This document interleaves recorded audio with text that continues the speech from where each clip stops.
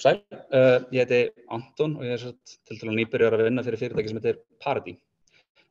Paradí er svona einna helst þekkt fyrir að hafa búið til í rauninni Paradí Ethereum klientinn sem að núna heitir Open Ethereum og félagið er í rauninni ekkert tengt Ethereum í rauninni lengur. Ekki þannig.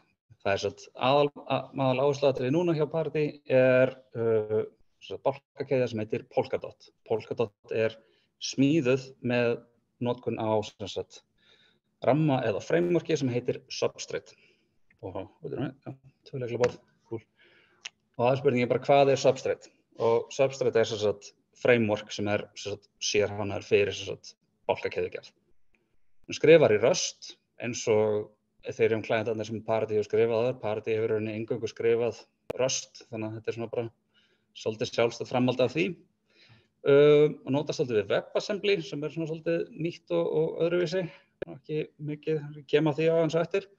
Og það er einfalt að bæta við virkni eða notast í staka einingar, sem sagt svona modular extensible sem er rosalega fín orð.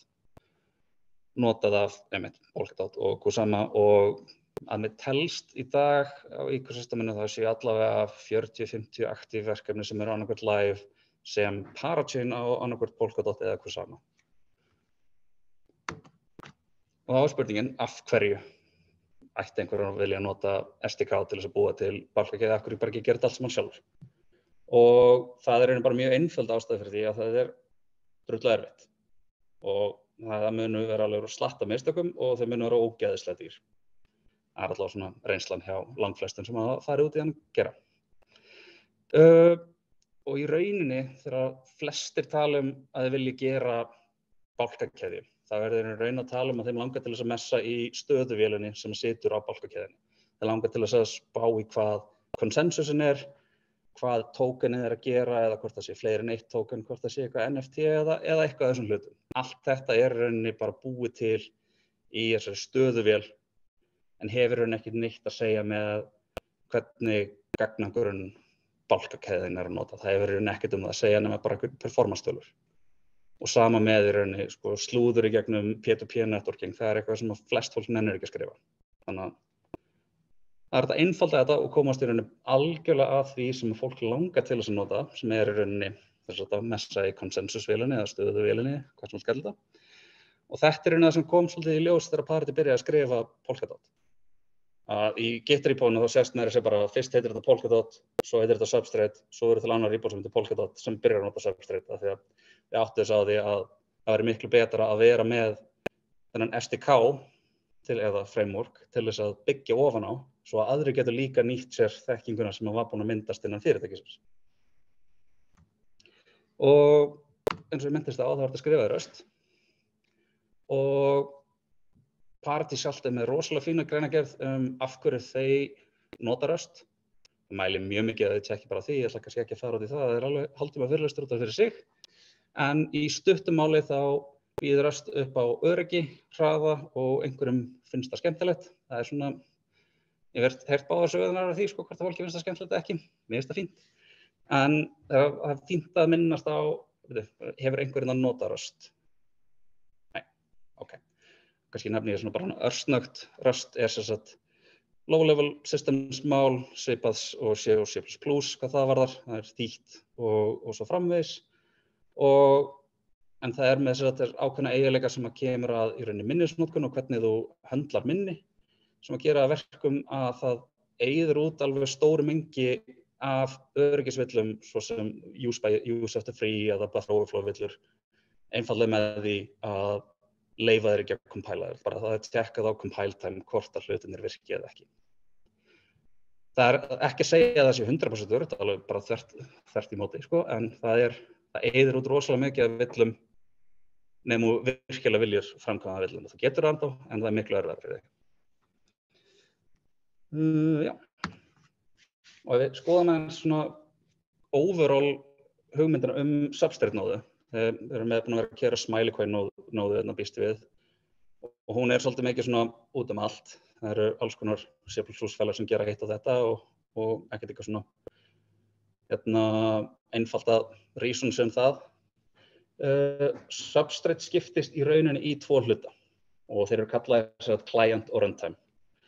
Client þessi hluti nóðunar sem að basically snerti stýrikerfið, snertir networkið, gagnagrunna, allt sem í rauninni snertir tölvuna. Runtime hins vegar það sem að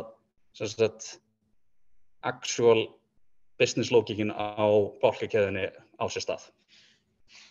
Þannig að það kemur bálkur inn eða blokk inn gegnum clientinn, gegnum libp2p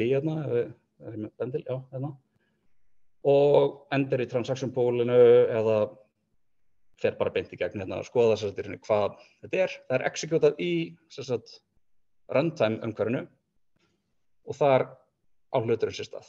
Hann gerist þetta ekki með eins.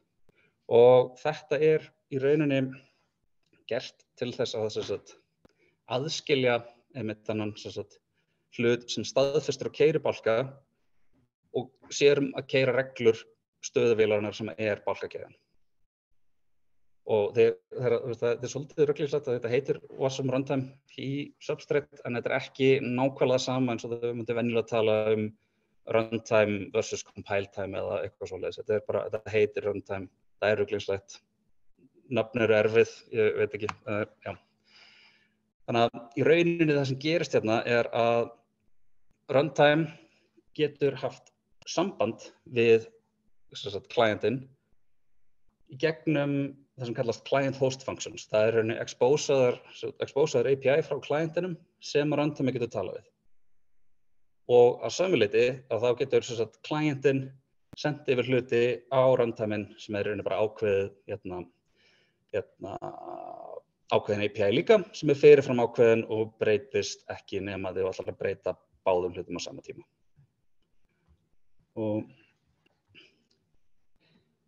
En já, og í rauninni þá runtimeinn í Substrate sýndarvél, virtual machine.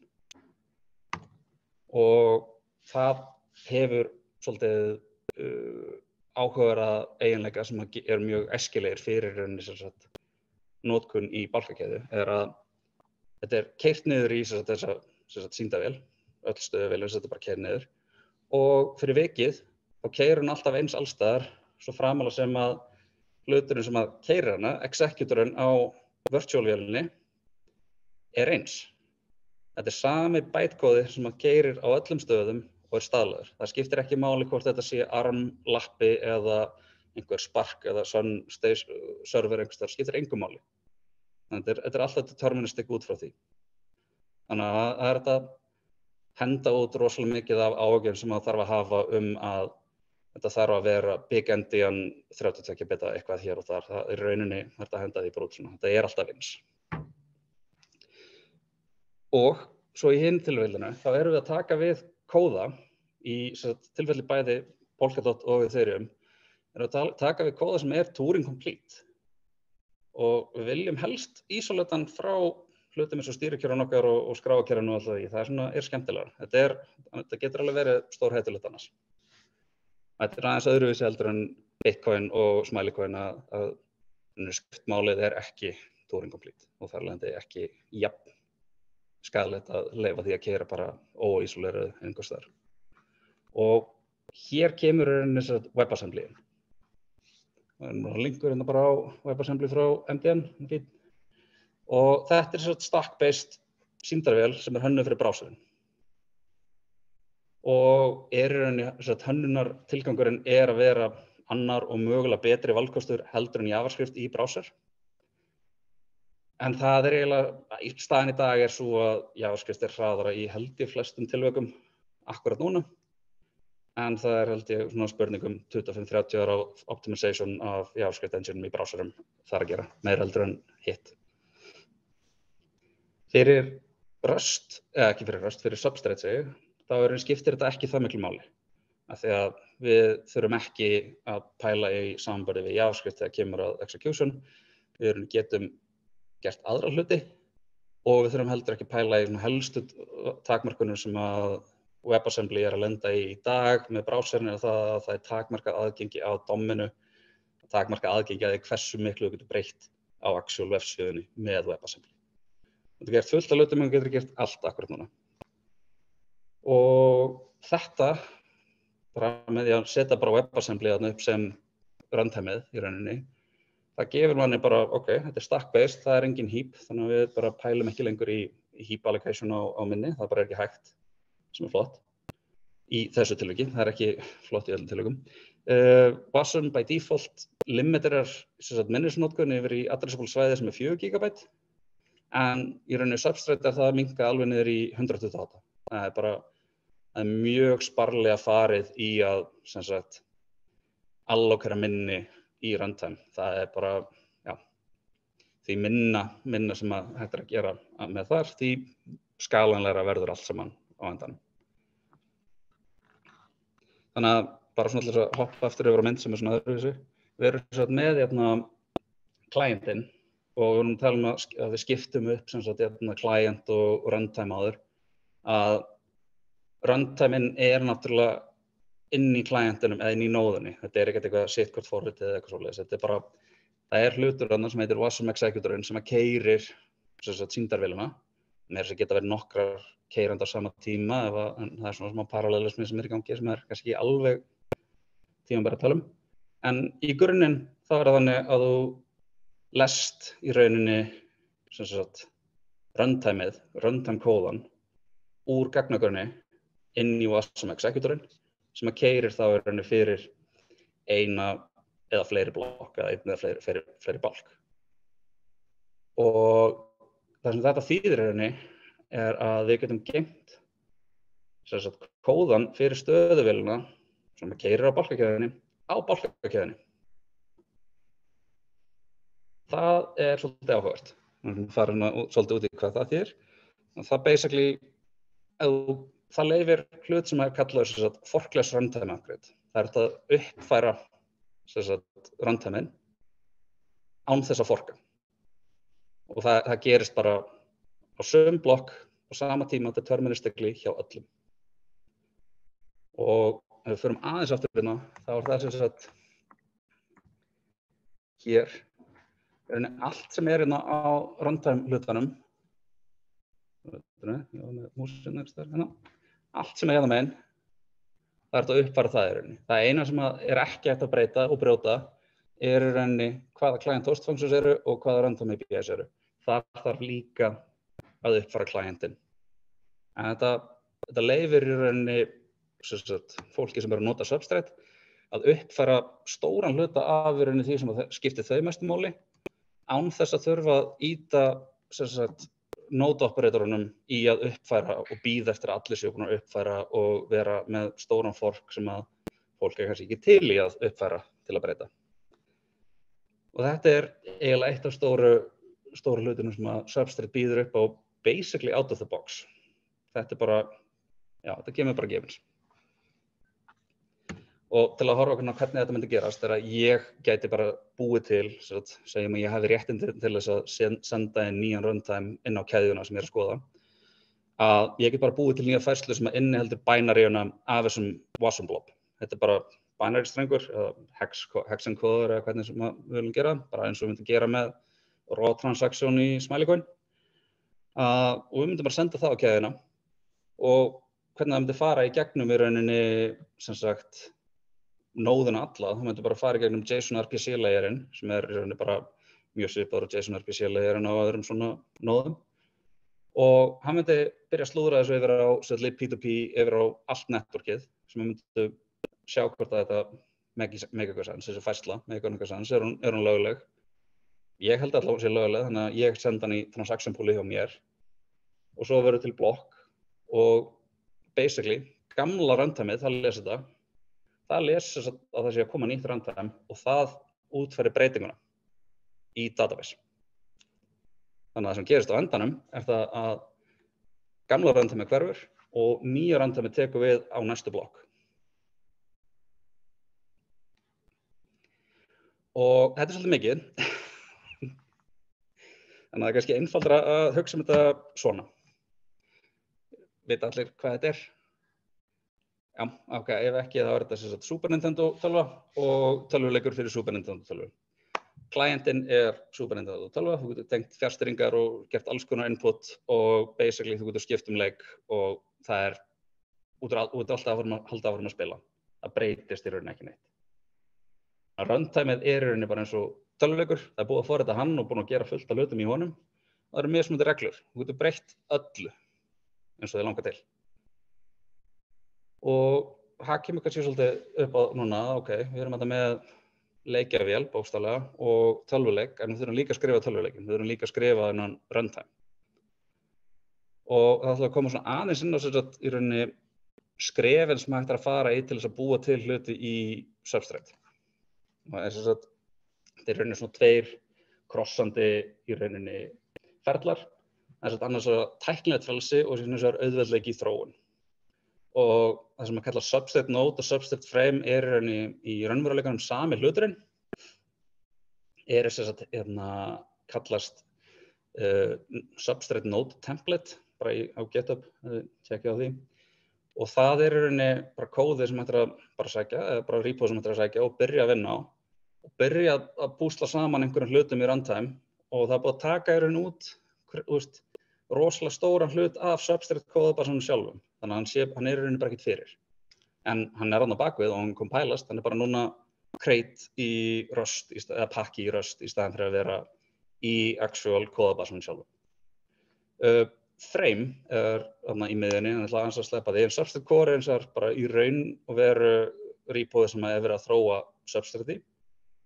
Og það er bara að byrja að klóna það ef fólk vill og byrja að nota það, en þá hefur rauninni algjört frelsi. Þú getur farið og skipt út peer-to-peer library-inu yfir í eitthvað allt annað, eða þú getur ekki verið með peer-to-peer og verið með einhvers konar furðulegt einn authoritative server fyrir blockchainið einhverju hluta vegna. Þú getur gert það sem þið sýnist. En Frame situr þarna á milli og Frame er í rauninni framework inn í VM, inn í framework. Þannig að við skulum svona aðeins tala um það. Frame stendur fyrir eitthvað rosalega fancy sem var búið til af því að Frame var flott orð. Þannig að það er ekkert að pæla meira í því. En Frame er sem sagt aðferðafræði til þess að búa til hluti inn í runtimenum sem er hægt að endurnýta. Bara svipað eins og hlutinir inn í Substrate er hægt að endurnýta eins og þú getur skipt út einhverjum peer-to-peer library-um af því að það eru svona frekar loosely coupled hvernig þú getur tala við það. Í dag er akkurat núna verið að skipta út RocksDB fyrir ParityDB sem var skrifað in-house af fólki í Parity af því að það er mun betri lausn á í rauninni að geima blockchain-tengd gögn heldur en almennt key value store eins og RocksDB er. En Frame er sami hluturinn nefnum bara núna inn í tölvuleiknum. Þannig bara fram með honum, já. Við erum núna komin bara í annan framework sem er núna inn í VM-inu, inn í frameworkinu.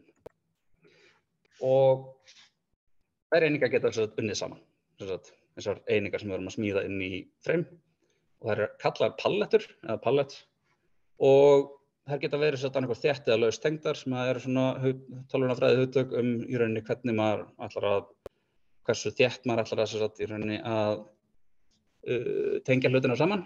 Og þá er það aðalega hugsað þannig að segjum að við séum með, við erum með pallettu sem að gefur okkur token.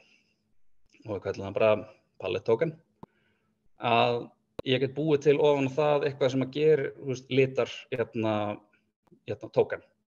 Og ég get annarkvort valið að útfæra þetta pallet litað token hjá mér á allar pallettur sem að útfæra einhvern eiginleika, eitthvað trait í Rust, sem er svolítið loose hugtak ef að fólk ekki mikið inn í type theory, en þetta er allavega hugtak, þetta er ekkert ósvipað hlutur sem hægt er að gera í C++ með templating og öðrum hlutum.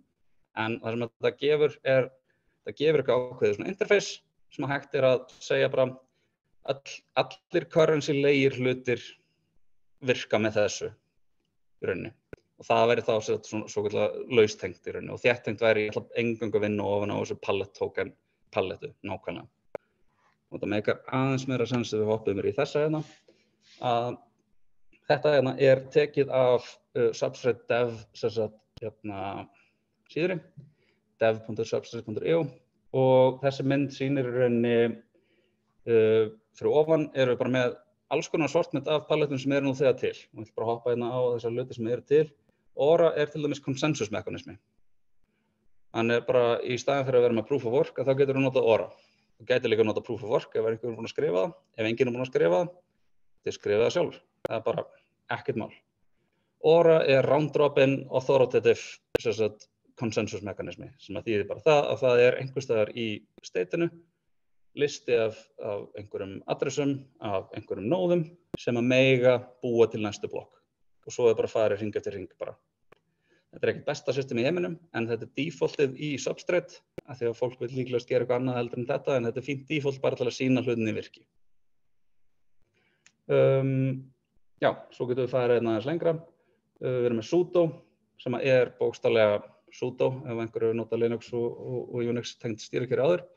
Það rosalega fínt að þú ert að þróa keðju og ert kannski ekki endilega með neina notendur, að geta executa hluti á henni bara með authority eins og þú sért block creator alltaf.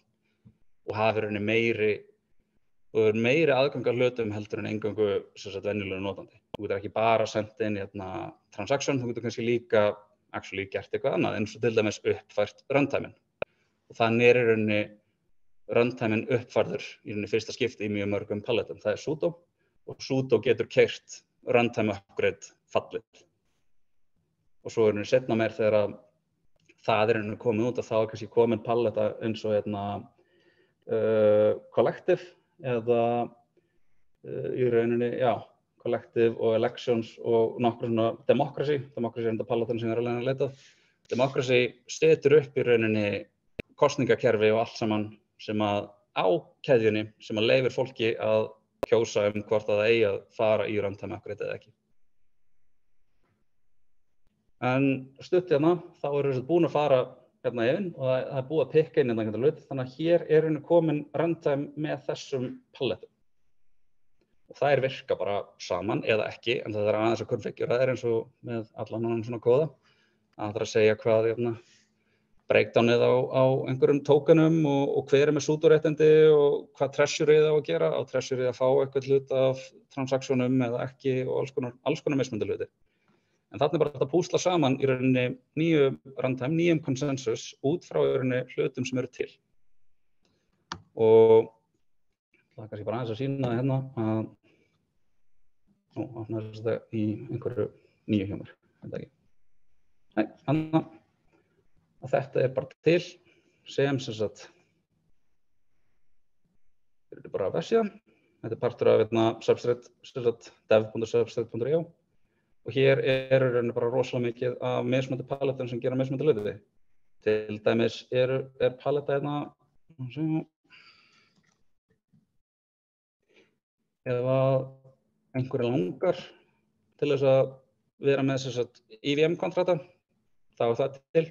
Eða vill bara vera með fully compatible Ethereum block processing, þá það líka til sem palleta. Þannig að maður að gera alls anskotan í þessu, má fljótlega aðeins, og það hægt, og það búið að sýna það, og fólk að upplóta þessum hlutum bara as we speak. Og það ágætlega sniðugt að skoða að við getum séð líka skoðum bara eitthvað. Við getum líka séð hvaða runtime að nota hvað. Af því að runtime eru langflestir open source líka. Við getum séð að það fullt af mismunandi keðjum sem að nota þetta hérna currency palletu sem sem sagt í rauninni hérna gefur hann implementar multi-currency. Multi-currency í þessu tilviki þetta trade sem ég var að tala um. Já, ég var svo sem ekki búinn að skoða hvernig það kemur þarna. Já, kemur ákveðlega út. Hvernig kemst aftur hérna. Já. Og þá eiginlega bara kemur það, eitthvað spurningar?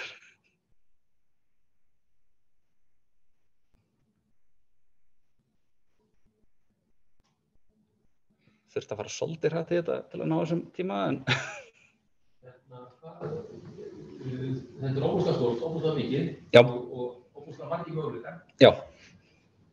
Veistu eitthvað hvað þetta hefur margar applikasjónir eða eitthvað álíka eða hvað mikið notað?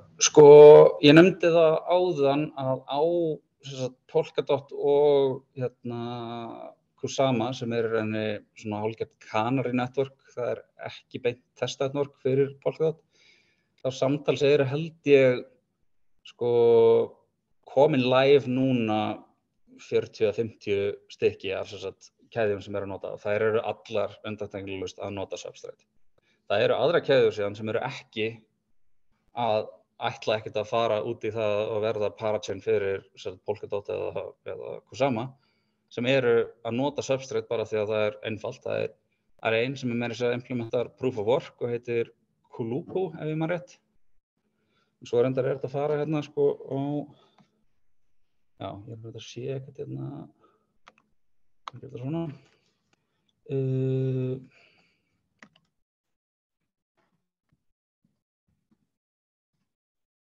rétt.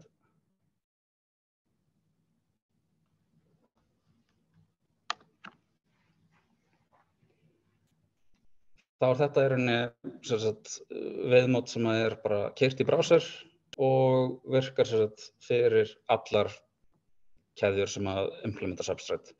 Þetta ekki bara Polkadot specific. Við viljum fara hérna og við séð, ok, við erum hérna, þetta Polkadot og parachains, þannig að þetta hérna allt saman verkefni sem eru tengd Polkadot specifically. Og svo erum við Kusama hérna fyrir neðan. Og við getum bara valið eitthvað og skoða hvað að gerast. Bara Bifröst, svona. Það held ég að allir í útlöndum kallið Bifrost, en af hverju virkar þetta ekki? Já, Switch. Og þá var þetta núna að hafa samband við einhverja Bifröst nóðu og spyrja upplýsingar. Einhverja public Bifröst nóðu sem að leyfir í rauninni svona RPC. Og þá henni verið komið þangað inn og við getum séð hérna, ok, þetta var nýjasta blokking greinlega. Og allir hlutir sem voru að gerast þar. Og ég veit svo sem ekki nákvæmlega hvað að gera, þannig að ég get ekki sett ykkur mjög mikið þetta. En já, og hér væri þetta tengjast við okkar eigin Substrate nóðu líka. Við getum bara að fara hérna og fara hérna í development til dæmis, alveg local node. Og þá gæti ég tengst núna mínu local Substrate networki. Eða ef það hýst eitthvað annars þar geti ég nota þetta. Þetta nota bara WebSocket svo þetta í rauninni gera hvað sem með þessu.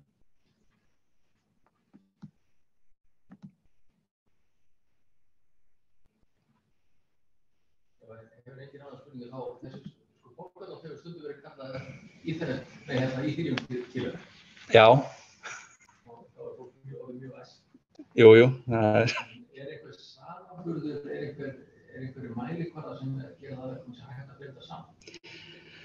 Sko, það svolítið tricky út af í rauninni grundvallar mununum á kannski layer 2 og síðan það sem að kallast parachain. Slættið þú á? Nei, ok, ég veit ekki hvað kom þarna. Það svona á það líka að fóta í gang og leiðu hleyfði. Já, ég að Mús eða skiptur slæði. Þetta live hérna. Ok, það allavega, ég ekki sína neitt hvort þér.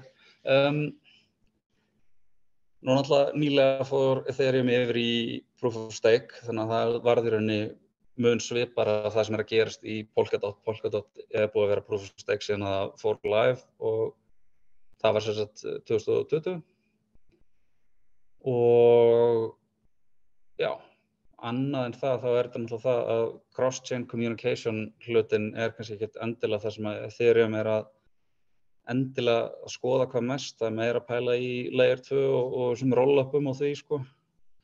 En á meðan XCM og XCMP rauninni að gera möguleikann á því að keðjur geti haft samskipti sín á milli í rauninni meira segja sko markmiðið að það geri það án þess að tala við Polkadot sem miðjumann.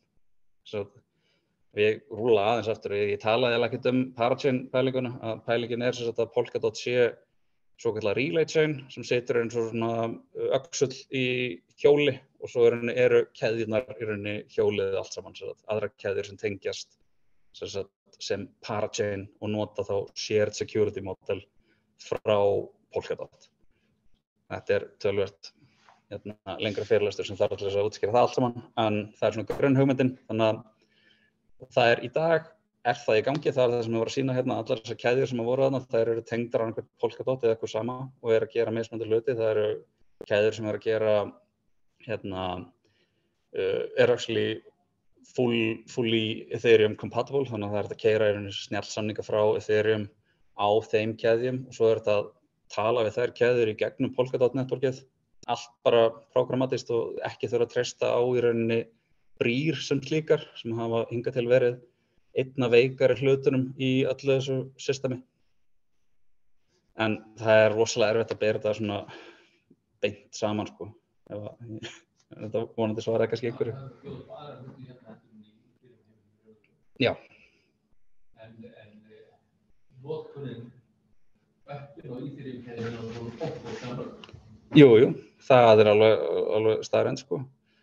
En það náttúrulega líka sko það að mörg öppin eingöngu kannski bara snjallsamnings eitthvað í rauninni, meðan að keðjurnar rauninni hver keðja getur verið svona eigin snjallsamningsplattform í þessu fyrirkomulagi og það rauninni líka, það hægt, þú getur annað hvort notað snjallsamninga frá Ethereum eða þú getur notað rauninni snjallsamningana frá Substrate, ekki Substrate en jú, og frá Parity. Þeir eru líka skrifaðir í Rust, þannig að ef ykkur langar rosalega mikið að skrifa Rust svona allan stakkinn, þá, já. Þið búin að gera Doom á þessu?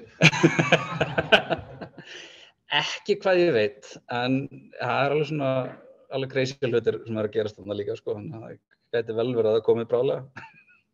Þú séð að það væri auðveldur og ódýrara heldur en að keyra hana á Ethereum. Það rétt, já.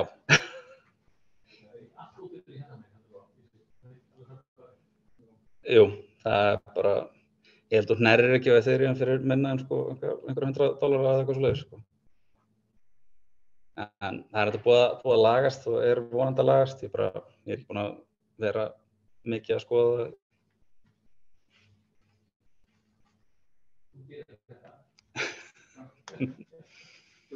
Já.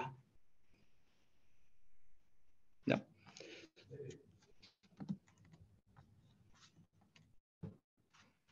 Ok. Og það bara kærlega fyrir.